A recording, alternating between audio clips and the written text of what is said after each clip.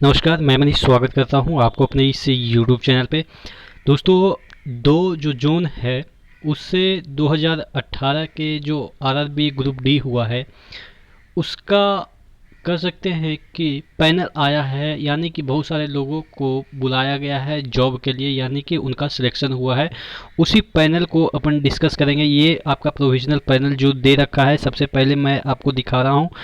ये आपका railway recruitment cell based central railway जो कि मुंबई है, सॉरी जबलपुर है, वहाँ का ये आपका पैनल आया हुआ है। ठीक है, एक और आया हुआ है सिकंदराबाद का, उसको भी डिस्कस करेंगे और किस तरीके से चीज़ें चल रही है आरआरसी ग्रुप डी पे, इसका क्या इफेक्ट पड़ेगा, तमाम चीज़ों को हम डिस्कस करेंगे। इससे पहले वीडियो शुरू हो, आपको पता है कि टेक्स्ट बुक आपके लिए लाया है ईयरली और lifetime mock test passes. अगर आप यहाँ पे परचेज करते हैं तो वीडियो टिप्स आपको मिल जाएंगे, एग्ज़ाम जैसा आपको इन्वॉल्वमेंट मिल जाएंगे यहाँ पे। डिफरेंट एग्ज़ाम जैसे एसएससी, रेलवे, बैंकिंग और तमाम जो डिफेंस हो या स्टेट गवर्नमेंट हो या जितने भी एग्ज़ाम होते हैं इंडिया में, सिविल सर्विसेज, सभी के मॉक टेस्ट आप लगा सकते हैं इसी प्लेटफॉर्म पे। और अगर आप 1 साल का खरीदते हैं मॉक टेस्ट तो आप जो कूपन कोड है उसमें अगर आप ER मनीष यूज करते हैं एक कोड, तो आपको 10% का डिस्काउंट मिल जाएगा। और अगर ईयरली के बजाय अगर आप लाइफ टाइम खरीदना चाहते हैं तो यहाँ पे भी आपको 50 रुपये का डिस्काउंट मिल जाएगा, बशर्ते कि आप ER Manish coupon code use करते हैं। ठीक है, नीचे डिस्क्रिप्शन बॉक्स में लिंक दिया हुआ है।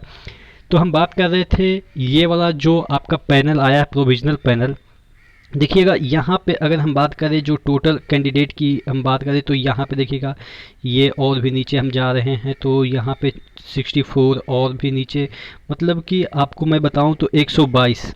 ठीक है, 122 लोगों का यहाँ पे प्रोविजनल पैनल में पैनल जो लिस्ट है उसमें नाम आया है और इनका अलॉट भी किया गया है। देखिएगा कि कहाँ पे ये कौन से डिवीज़न में ये काम करेंगे। यहाँ पे देखिएगा अलॉटेड डिवीज़न, तो यानी कि अब इनका जो अपॉइंटमेंट लेटर है वो घर पे भेजा जाएगा और वहाँ से ये डिवीज़न में रिपोर्ट करेंगे, बस ज्वाइनिंग हो जाएगा। तो ये सब जो चीज़ें हैं वो आपको, अच्छा ये तो हो गया आपका ये वाला आपका जबलपुर वाला। अगर हम बात कर लेते हैं जो कि आपके सिकंदराबाद से आया है, 1 मिनट मैं इसको और यहाँ से मैं आपको खोल के दिखाऊं। सिकंदराबाद में भी बहुत सारे लोगों का पैनल में नाम आया है। यहाँ पे देखिएगा रेलवे रिक्रूटमेंट सेल सिकंदराबाद।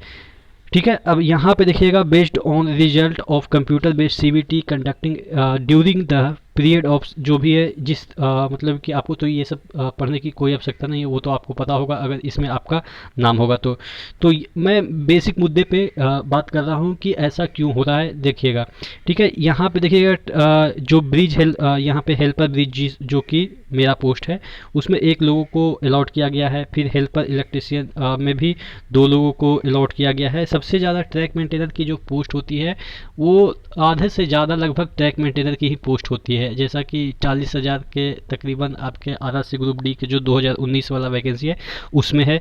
तो देखिए ट्रैक मेंटेनर एक ऐसा है कि जो कि थोड़ा सा टफेस्ट है, टफेस्ट इन द सेंस कि इसमें ज़्यादा कुछ फिजिकल होता है। इसमें रोज़ाना आपको काम करना पड़ता है। अपन लोगों का जो ब्रिज है वो भी ठीक ठाक ही है, मतलब ऐसा नहीं है कि ईजी आप कर सकते, ठीक ही ठाक है। डिपेंड करता है कि एरिया कौन सा है, आपके एसएससी कैसे हैं, डिपेंड। बहुत सारे जो पोस्ट है ग्रुप डी के उसमें आपके एरिया और एसएससी पे डिपेंड करता है कि आपका कौन सा एरिया है। अगर बीजी एरिया है तो बहुत दिक्कत होगी, और अगर एसएससी उस पर भी थोड़ा सा खड़ूस मिल गया तब तो और भी दिक्कत होगी।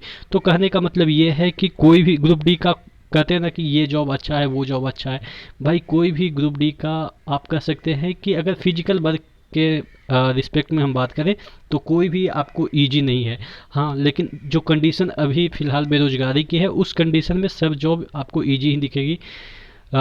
जब आप देखेंगे बाहर की भीड़ को देखेंगे कि इतना इतना लोग फॉर्म भरे हैं, रिजेक्ट हो जा रहा है फॉर्म, तो प्रदर्शन इस तरीके से चीज़ें हो रही है, तो आपको अब ग्रुप डी का भी जॉब आपको इजी लगेगा उसको देख के। नहीं तो पहले ये सब जॉब जो होती थी वो काफ़ी टफ मानी जाती थी, लेकिन अभी जिस तरह के कंडीशन है उसके अनुसार तो ईजी ही आप कर सकते हैं। देखिएगा यहाँ पे ग्रुप डी में जो आपका ट्रैक मेंटेनेंस है, यहाँ पे जो आपका निकला हुआ है जबलपुर जो जोन है, या आप कह सकते हैं हाँ जोन ही है, जबलपुर का जो हेडक्वार्टर है वहाँ से आपको यहाँ पे टोटल 347 कैंडिडेट को ये वाला पोस्ट ट्रैक मेंटेनर वाला अलाउ हुआ है। और ट्रैक मेंटेनर वाला ही जो गेट मैन होते हैं ना, वो ट्रैक मेंटेनर को ही अलाउ करते हैं। ठीक है, उसके लिए अलग से कोई पोस्ट नहीं, आपने कभी नहीं सुना होगा कि गेटमैन के लिए अलग से यहाँ पे कोई पोस्ट आपको नहीं दिख रहा होगा।